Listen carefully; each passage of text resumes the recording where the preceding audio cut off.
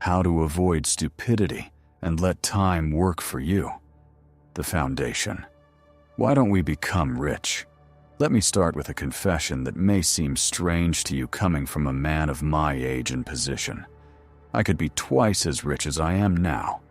And this is not an exaggeration, not an old man's false modesty. It is a mathematical fact. I could possess a fortune twice the size of my current one if I had not made one single unforgivably stupid mistake 50 years ago. And in this lies all, absolutely all the truth about the nature of wealth accumulation. People are obsessed with the idea of genius. They search for secret formulas, complex algorithms, insider information. But the truth is, you don't need a brilliant intellect to become wealthy. You don't need to be the smartest person in the room. You simply need to stop being an idiot. You need to avoid stupidity long enough for the magic of compound interest to do its work. And unfortunately, most people fail at this very simple task. Why do people go broke? Why do families who had everything end up at the bottom? It doesn't happen because of earthquakes, not because of wars, not because of force majeure circumstances that are impossible to predict. They go broke for one banal reason. They spend money like complete idiots.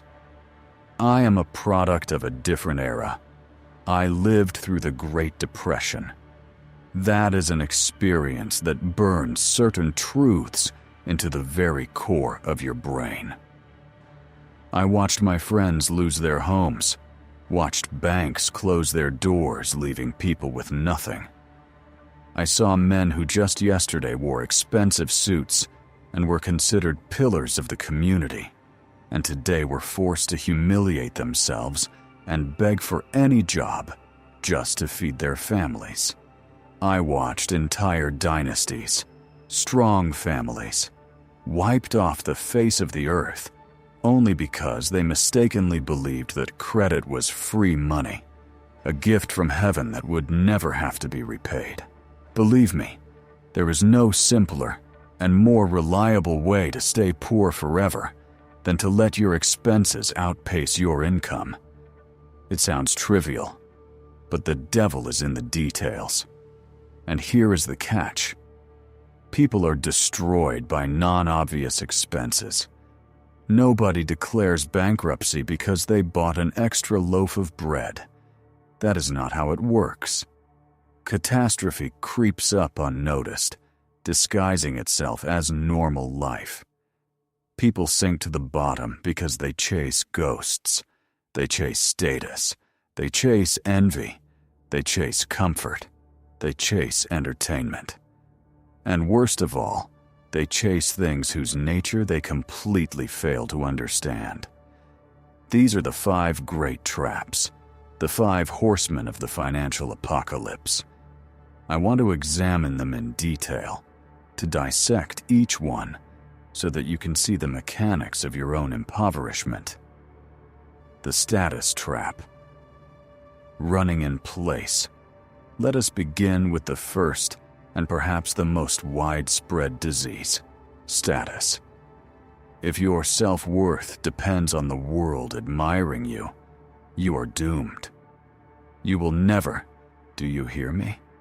Never have enough money. It is a black hole that cannot be filled. Remember the 1930s. Even in those times when poverty was everywhere, when every penny counted, families desperately wanted to look respectable. They bought things they could not afford, new furniture, clothes for Sunday outings, all for one single purpose: to look better than the neighbor behind the fence. They starved all week, but on Sunday they had to shine. This habit, this virus of social competition, has never disappeared. Today, the situation has not just gotten worse, it has become grotesque. Look around you.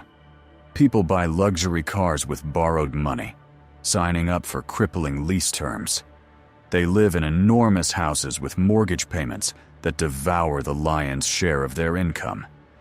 And they pray they don't lose their jobs because they have no margin of safety.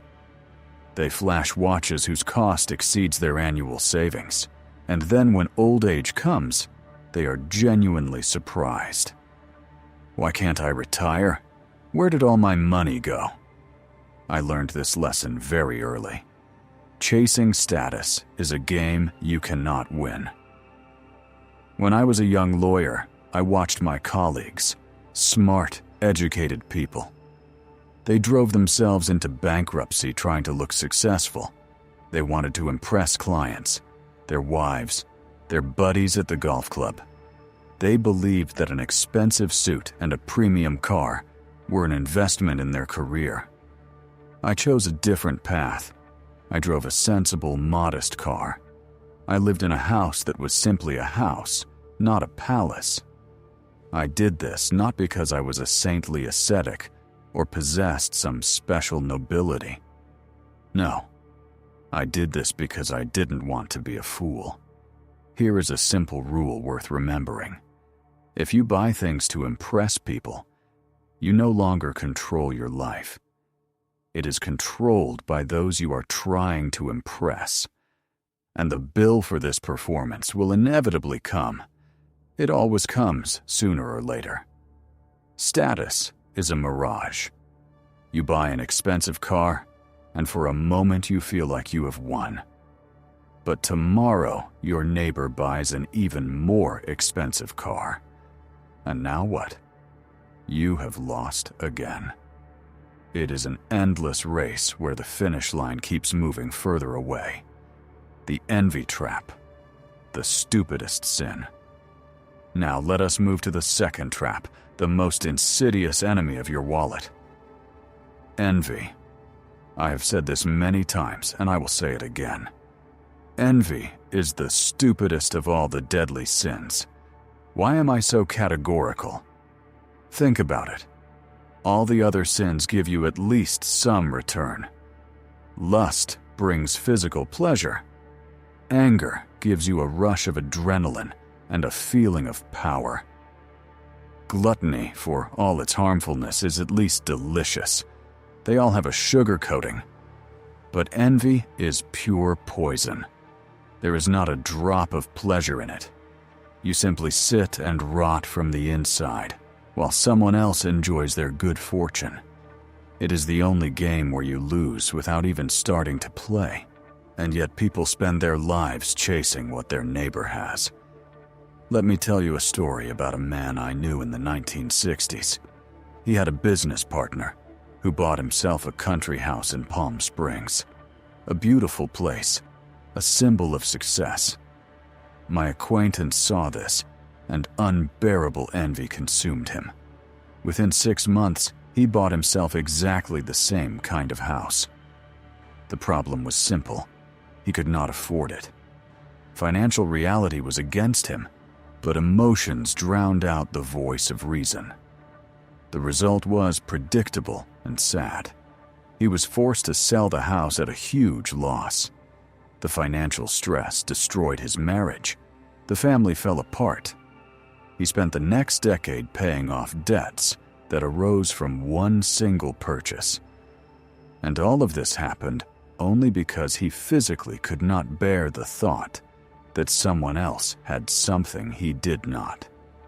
It is madness. I did not need to make that mistake to understand its destructiveness. Look at my circle.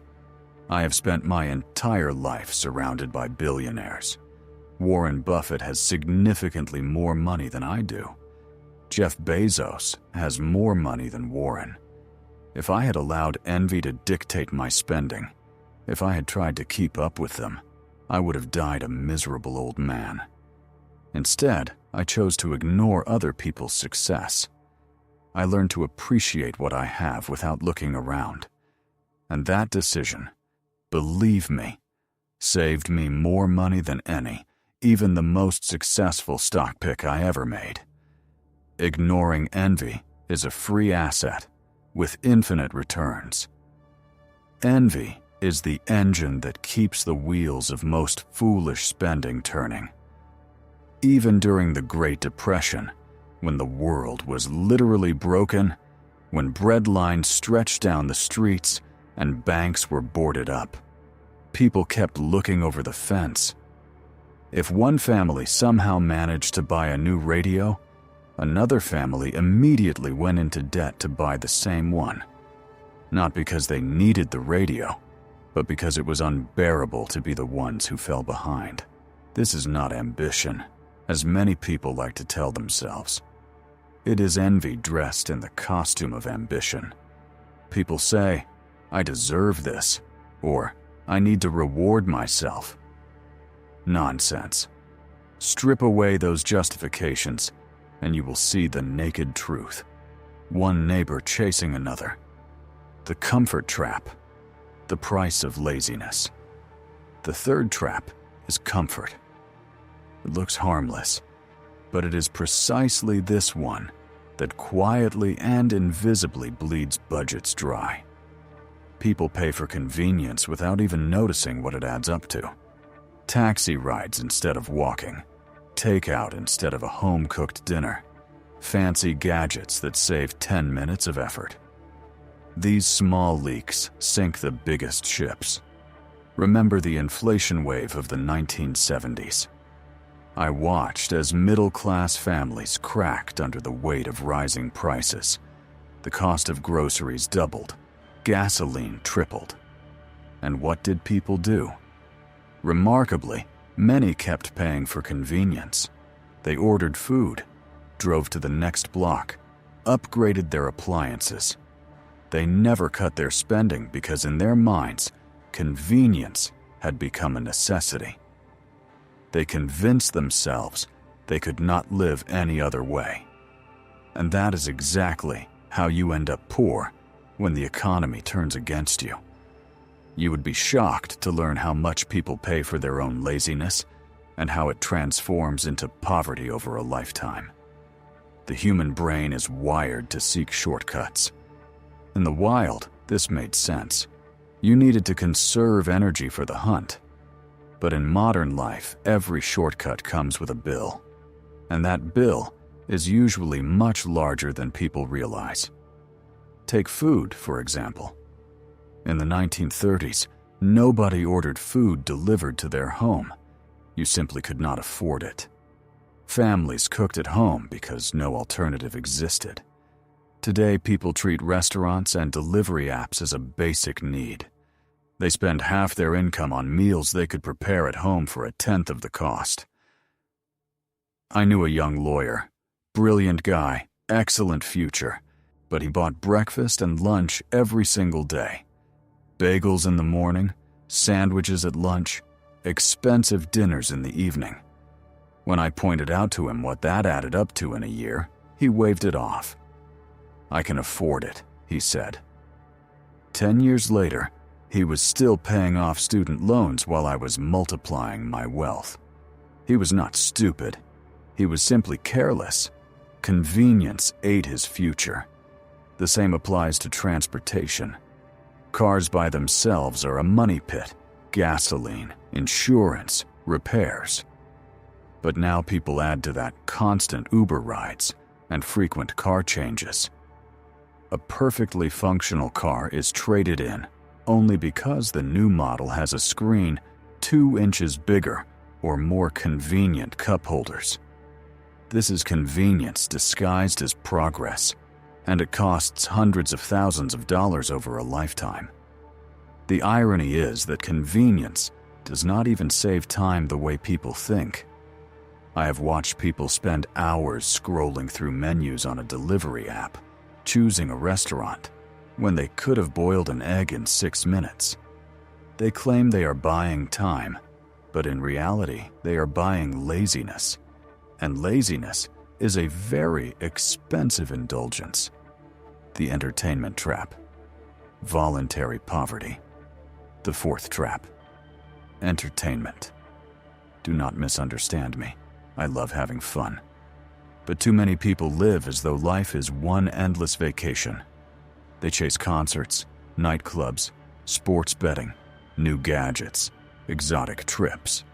There always has to be another thrill, another purchase, another experience. In 1987, when the market crashed, I knew many people who had been living on borrowed joy. New toys, new parties, new adventures. When the crisis hit, they had no safety net whatsoever. The fun ended instantly, and they were left with nothing but credit card bills. Entertainment is the sugar that keeps people hooked while their wallets bleed. And like sugar, it gives a pleasant sensation for a moment. But the long-term consequences are catastrophic. People confuse entertainment with the meaning of life. They think constant stimulation equals happiness. It does not. Compare this to the times of the Great Depression. Entertainment back then was cheap or free. People read books from the library. They listened to the radio. They played cards with neighbors. A trip to the movies for 5 cents was a rare treat, not a weekly ritual. And you know what? They survived. They did not die of boredom. Today, people cannot sit in silence for 5 minutes without reaching for paid entertainment. Streaming subscriptions, concerts, casinos, vacations on credit. This is addiction. It is socially approved addiction, and nobody calls it what it is. And its name is voluntary poverty. The entertainment industry is designed with one purpose: to extract every spare dollar from you. Every flashing screen, every limited edition, every new attraction is created to separate you from your money. If you play their game, you lose. Think of it this way. A concert ticket for $200 does not cost $200. If you had invested that money in a decent business and let it work for 40 years, it could have been tens of thousands of dollars. Is 2 hours of excitement worth giving up a decade of financial independence? Most people never bother with that math. Happiness comes from meaningful work, from having people you trust, and from avoiding stupid mistakes. You do not need to blow half your income at a casino to achieve that. The happiest, wealthy people I know are boring. They live simply, spend little, and let their wealth quietly grow. The ignorance trap, a fool's gamble. The fifth, and possibly the most dangerous trap, is ignorance. Spending money on things you do not understand. I have seen people buy investment instruments they could not explain in 10 words. Trendy tech stocks, flashy real estate schemes, Bitcoin for heaven's sake. They did not understand any of it, but they did not want to look stupid, so they bought in. And as you would expect, they lost everything. The same principle applies to everyday spending. If you do not know why you are buying something, do not buy it. If you cannot calculate what it will cost you in 5 years, do not sign the contract. If you do not understand the maintenance costs, the taxes, the hidden fees, walk away. In the 1950s, I knew a young doctor with an excellent salary who fell into this trap. He invested in a restaurant business with friends. He knew nothing about how to run a restaurant. But he thought, they seem like smart guys. I will join in. Within 2 years, the place went bankrupt, and he was frantically trying to pay off creditors. He could diagnose a patient, but not a balance sheet. Ignorance destroyed him. And then there was the dot-com boom. In the 1990s, smart young professionals poured their savings into companies with no revenue, no business model, no chance of survival. Why? Because their neighbor doubled his money last week. They did not understand the business, but were afraid of being left behind. Ignorance was contagious. and the bill came in 2000 when the bubble burst. I made many mistakes in my life, but I avoided this one. I never put money into a business I did not understand. If I could not explain how the thing makes money, I walked past it. That simple rule saved me from more catastrophes than I can count. The worst ignorance is not knowing that you are ignorant. If you can admit, I do not understand this, you are already ahead of the majority. That requires humility, and humility is a rare commodity. Think of ignorance as gravity. It pulls everyone down. If you do not fight it with knowledge, it will drag you into the ground. Remember, spending money on what you do not understand is gambling. And in a casino, the house always wins. Learn before you spend. Read before you sign. Think before you act. Debt. Financial quicksand. Now that we have discussed the 5 traps, let us talk about what ties them all together and makes them deadly. Debt. If status is the bait, then debt is the hook. Debt is financial quicksand. You take a step thinking you can handle it. Then the ground starts pulling you in inch by inch, and very soon you are buried, and no amount of thrashing will save you. I have never met a person who became rich by living on borrowed money, but I have met plenty who were destroyed by it. During the Great Depression, I watched families lose everything, not because they were reckless gamblers, but because they owed more than they could pay. When jobs disappeared, creditors came knocking. The lesson was crystal clear. If you owe nothing to anyone, you can survive almost anything. If you have debts, you are a dead man. In the 1980s, I knew a young executive whose career was on the rise. Big salary, huge bonuses, but he wanted to live like a winner before he had actually won. He took on debt for a mansion, 2 cars, a country club membership. When the economy stumbled, his bonuses vanished, but the debts remained. He spent the next 10 years crawling out of that hole.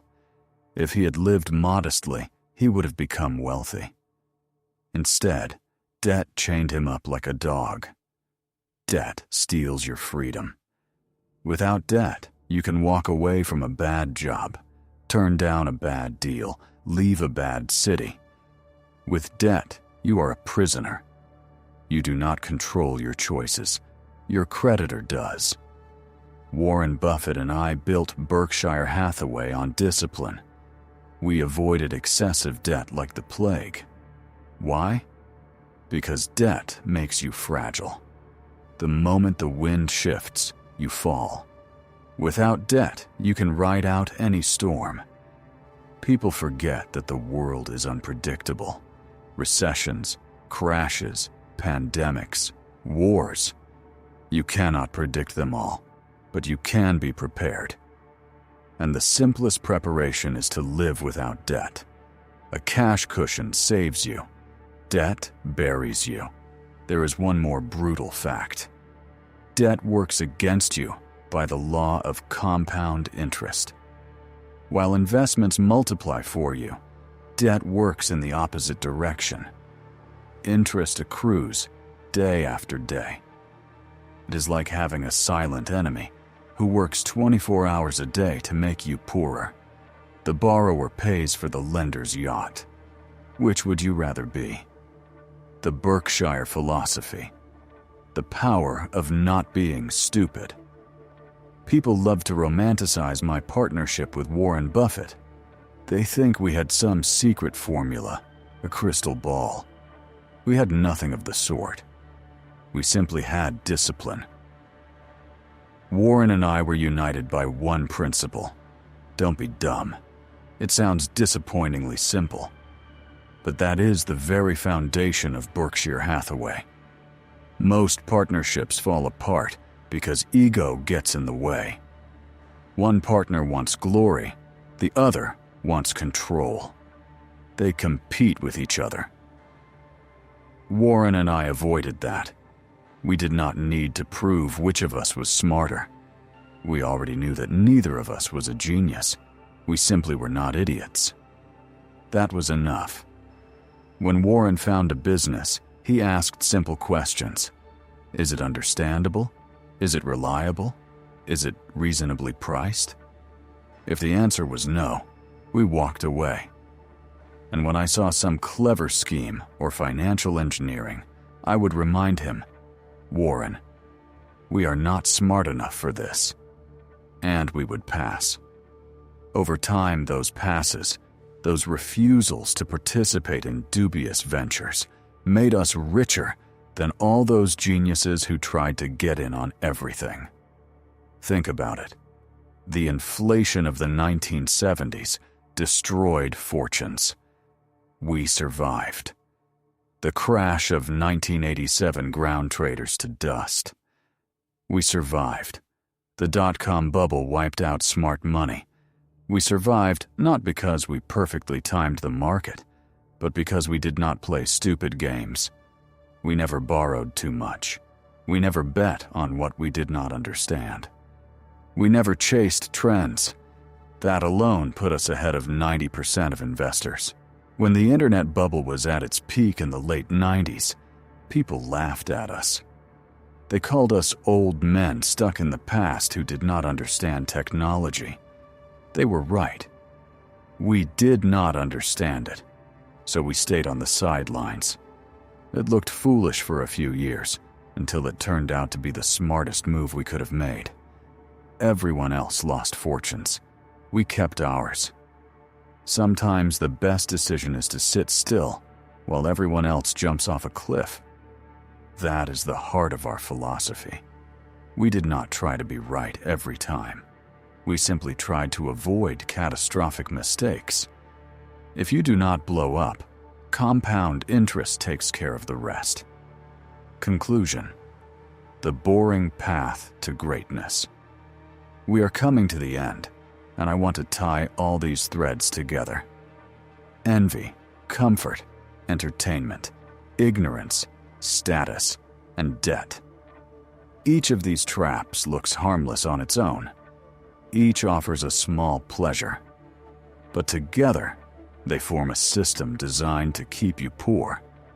If you fall into even 2 or 3 of them, you will spend your life working for banks, neighbors, and strangers instead of working for yourself.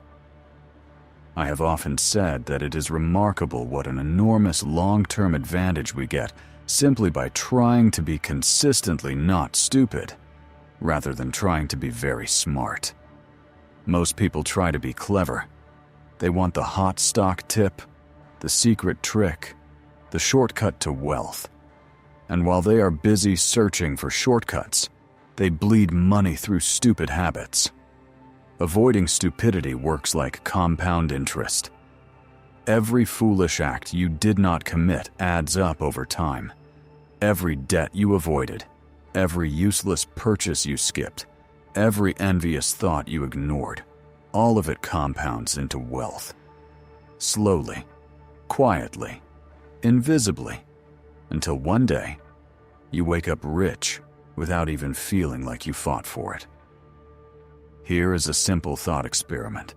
Imagine 2 people. One earns $100,000 a year and spends $95,000.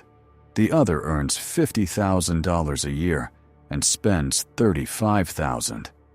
Who becomes richer? The second one. Every time. It is not about how much you earn.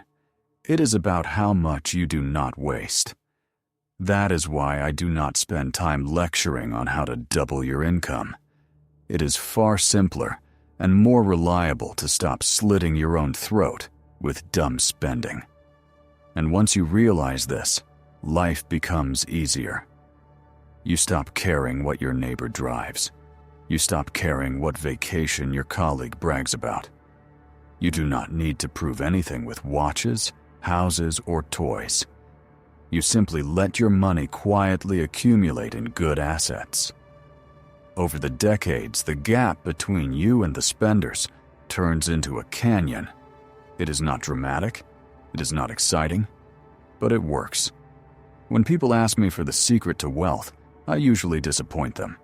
They want a formula. I give them common sense.